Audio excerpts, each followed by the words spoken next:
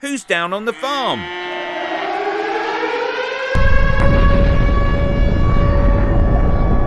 Probably seen farming is in the news at the moment. You might be fooled into thinking it's all about inheritance tax, but actually... A bit worried that some of the things you'd said about inheritance tax in the past might be used against the wider protest. Well, it is being used. You know, I said, but the only reason I said that is because I actually bought the farm, because I wanted a sheep.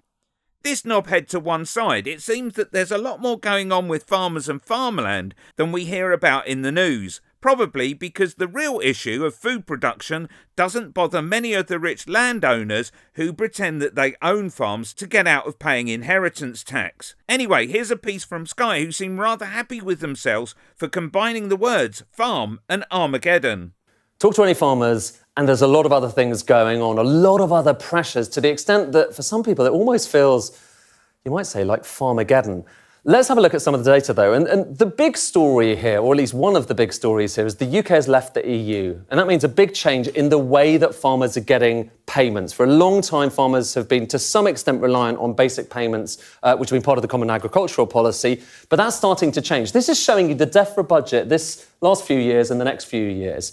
And what you'll probably notice, OK, so the black bits are showing you the basic farm payments, and you get those just depending on how much land you have. It used to be how much food you were producing, but now it's how much land you have. It would be interesting to find out how many of those rich landowners have been receiving subsidies for their land.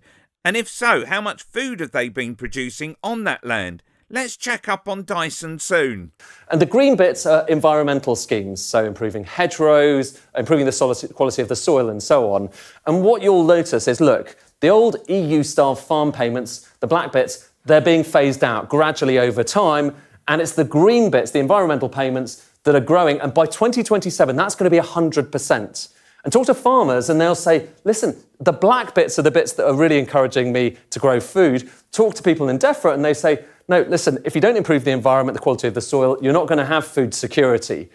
Click here for Farage and Braverman are down on the farm.